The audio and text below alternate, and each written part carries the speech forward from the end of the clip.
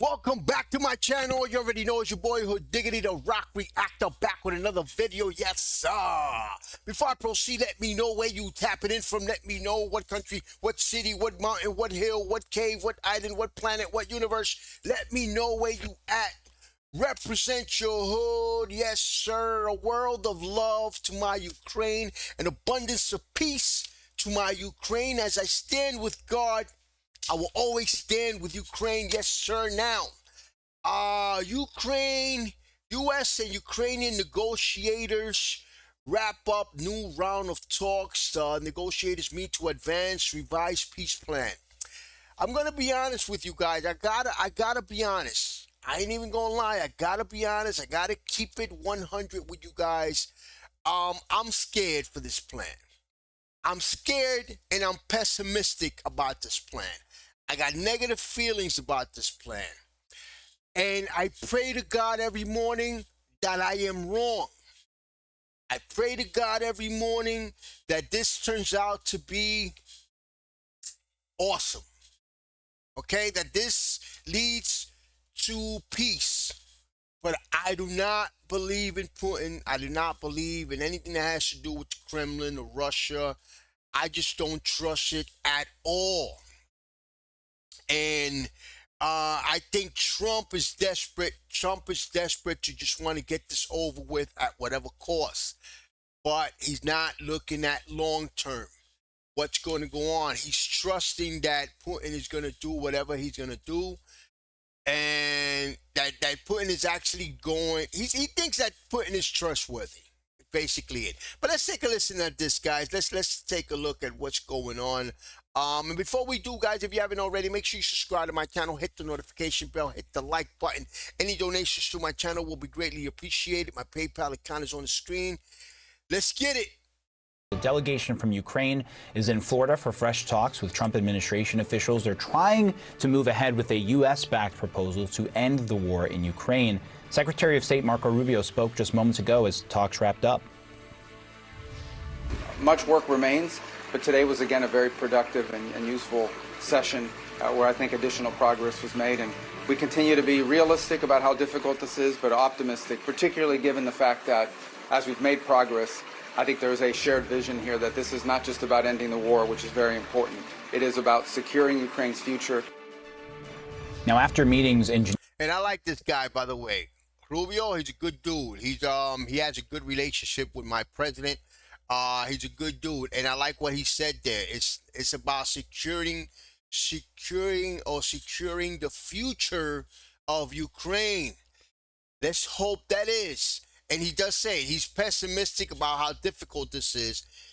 I have a feeling that they haven't really said anything to Russia. I don't think that Putin has looked anything over. Be realistic about how difficult this is, but optimistic, particularly given the fact that as we've made progress, I think there is a shared vision here that this is not just about ending the war, which is very important. It is about securing Ukraine's future. Now, after meetings in Geneva last weekend, substantial changes were made to the original 28-point plan. Russia hasn't. Ukraine seeking international security guarantees, ceasefire based on current front lines, has rejected ceding any territory not already occupied by Russian forces. War would only end once Ukrainian troops withdraw. War will only end once Ukrainian troops withdraw from the territories they occupy. Okay. That's crazy. Agreed to any plan, we should mention, and major sticking points remain from both Ukraine and its European allies. But let's bring in CNN senior White House correspondent Kristen Holmes, who's with us. Kristen, what else did we hear from the Secretary of State here? Well, Omar, it was a really short press conference. He said he had time constraints. He basically reiterated that he was very optimistic. But as you heard there, he sounded a lot more realistic than what we had been hearing from the White House, in particular noting, again, that Russia has not signed off to anything and that these agreements or these negotiations between the U.S. and Ukraine is just a starting point. Take a listen. This is comprehensive, what we're working on here today. It's not just about the terms that ends fighting. It's about also the terms that set up Ukraine for long-term prosperity. I thought we started laying the groundwork for that, most certainly in Geneva. I think we continued that work in our communications throughout the week. I think we built on that again today, but there's more work to be done. This is delicate, it's complicated, there are a lot of moving parts, and obviously there's another party involved here that'll have to be a part of the equation, and that'll continue later this week when Mr. Witkoff travels to Moscow. Of course, that other party he's talking about is Russia, and as we have discussed, we have heard from the White House in the past where they have felt optimistic only to have Russia back out or Putin to essentially pull the rug out from underneath them. We all remember that sit down between Putin and Trump in which Trump sounded incredibly optimistic coming out of it. He brought all the European leaders to the White House and then nothing for months. So there are still a lot of questions to be had. And what was interesting about listening to this very brief press conference is that no details were given, no real details substantially about what was being ironed out. Of course, we know that two of the biggest sticking points are still those security guarantees, wanting Ukraine and our European allies wanting to make sure that this doesn't happen again, that Russia doesn't invade Ukraine or any of those surrounding territories again, but also territory and ceding territory. Will Ukraine have to actually give up land? Most individuals, most people who are privy to these conversations do believe that some land is going to have to be ceded to Russia, but just how much land, that is a big question. We've heard a lot of back and forth on this. And we know actually the conversation about this got tense at the last White House meeting that President Trump had with Zelensky when Trump was trying to tell him that he was going to have to cede land, and Zelensky essentially saying that wasn't going to happen. So still a lot of questions here. As you heard Rubio say there, Witkoff is going to be meeting with the Russian President Vladimir Putin later in the week in Moscow. One thing to remember is that President Trump himself has said he doesn't want to meet with Zelensky or with Putin again until there is a done deal. Yeah, Kristen, Witkoff, as you mentioned, and as we heard from Secretary of State, expected to head to Russia for this meeting. But can you just give us a sense for why maybe this effort of a meeting for the Russian president is different than previous efforts? Maybe it's not, and we still haven't made substantial progress. But how is this potential meeting or this future meeting being viewed here? Well, a couple of things. One is that they're going to the president of Russia with an actual plan. So that's different than what we've seen before. I mean, I will remind you again, this meeting between Putin and Trump in Alaska, nobody had a plan. It was just that Trump said he wanted to see the end of the war. They sat down, they talked face to face. A lot of that was just Trump wanting to try to get a read on the Russian president. And of course, as we know, it didn't go anywhere. Then there was this whole conversation about Putin meeting again with President Trump, which Trump himself scrapped because he learned from his associates, from his advisors, that Putin wasn't ready to move in the same direction that the White House wanted to move in, which was an end to the war in Ukraine, or at least the White House didn't believe that. So what you're seeing now is this idea that there is a plan floating around. We know the Russians have been briefed on the initial plan. They've likely been briefed in between as well, because we know that the White House is in constant contact. I think this could only end when Russia is stopped. Russia needs to be stopped, not contained. Russia doesn't need to be paused. Two things, guys, that I don't understand. I need you guys to please explain to me. Why do they want Ukraine to decrease its army? Something else. How is Ukraine going to be protected unless Ukraine joins NATO? They don't want Ukraine to join NATO. That's the reason. They don't want Ukraine to join NATO. Why? So Ukraine is unprotected. With Russia, as well as some of the counterparts, some of the actual intermediaries that go between the U.S. and Russia. So it's likely they have an idea of what's going to be in this plan. But what you're seeing now is them hammering out the details with Ukraine. And you heard from both sides. There's a tough discussion going on here, which likely means they're telling Ukraine, you're going to have to cede some of this stuff if we want to actually get a deal. So what makes this different is that he's going to go in with likely a document that is the proposal for this peace plan that the U.S. wants, that the U.S. is going to be hammering home, and that the U.S. has just come out of these huge negotiations with Ukraine on. What doesn't make this difference is we still don't know how Putin is going to react, particularly to any changes that were made from the original proposal. Yeah. Kristen Holmes, appreciate the reporting as always. Let's continue this conversation with Jill Doherty, a CNN contributor and author of the book, My Russia, What I Saw Inside the Kremlin. Now, Jill, we heard from both sides today, U.S. and Ukrainian sides, that progress is being made.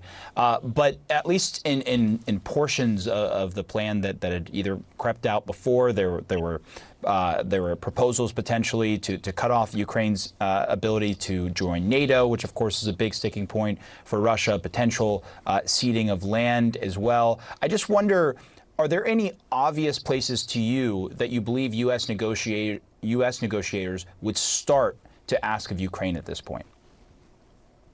Well, I think the main thing that they have to talk about is territory.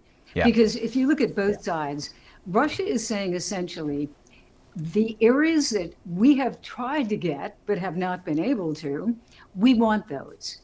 And that means essentially a lot of it, Crimea, basically, that was taken in 2014 illegally, but we're talking about Donbass, where there has been a lot of fighting. So the Russians are saying they were not able to get all of it, but they want those areas and maybe even legally accepted as legally part of Russia by the West and by the United States, and that the Ukrainians would have to pull out of those areas. So these are, when you talk about details, this is really very detailed, and it is very difficult to think that they can come together. Putin is really taking, I would call it, a brick wall strategy. He is saying it's my way or the highway, and he is insisting on the plan essentially that he's had since the beginning. But he is really, if you look at even the tone and the words he's using now, he is really set on saying, I'm not going to make any compromises. It's the Ukrainians who have to. So I think it's good, to hear Secretary Rubio, who does know these issues, talking about the things that obviously the Ukrainians want to hear, sovereignty of Ukraine and security. But when you get to Moscow, that will be chapter 2, when Putin gets into the weeds and says, this has to be defined, et cetera, as he always does.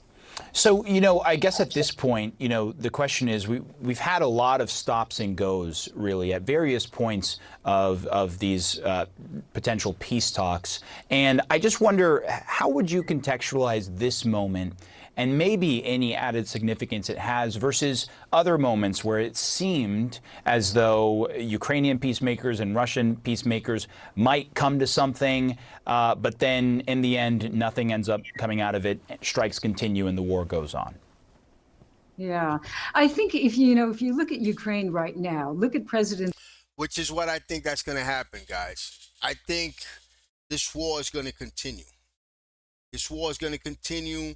Whether they do that peace plan or not, if they do the peace plan, the war is just going to pause. And that's it.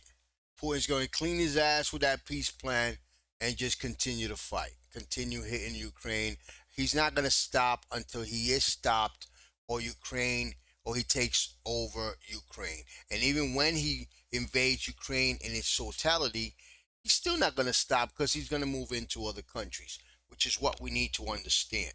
Zelensky. He is under enormous strain at this point. And I think that is somewhat different from before. Obviously, they've been under attack, but you have him militarily. Russians are very slowly, but they are moving inexorably forward. Then you have the political situation, which is this corruption scandal that has unfolded inside of Ukraine, which actually led to his chief person stepping down, as we know, Mr. Yermak. And he's under pressure, at least it appears, from the American president, who gave him a deadline. That deadline is gone. Thanksgiving is over. But he's under pressure from the United States to do a deal as well. So all of these factors at that time. And, Putin is under some pressure, too. He knows that his economy is being hit by sanctions, and his military, they are moving ahead, but they are having problems too. That's why they have North Koreans and, the Chinese and the Iranians helping them. So I think the timing, the feeling that this has to get wrapped up But when and how is the question. But I think this really is. It feels like a turning point. But Omar, I know what you're saying. We have felt this way many times, and then it just kind of dissolves, and we're back to the original situation. Mm-hmm. Look, optimism is a very priceless currency these days, Jill Doherty. But of course, reality has to catch up. We will see what happens moving forward. Appreciate the time and insight. I like what he said. Optimism is priceless, but it's a very priceless currency. But then reality has to kick in. Something else is that Russia is weakening. Russia is not. I think Russia is just trying to make it seem like they're strong and they're winning the war, and the Ukrainians are weak. That's not necessarily true. Well, let's just find out. I mean, it remains to be seen. In the meantime, man, I wish the best for the Ukrainian people. I wish you guys hold your head up. I will continue to pray, and to I will continue to put this out and have our all eyes on Ukraine on my platform. Guys, you already know, man. Subscribe to my channel, hit the notification bell, hit the like button. Any donations to my channel will be greatly appreciated. My PayPal account is on the screen. Love you, Ukraine. Peace, love, and God bless.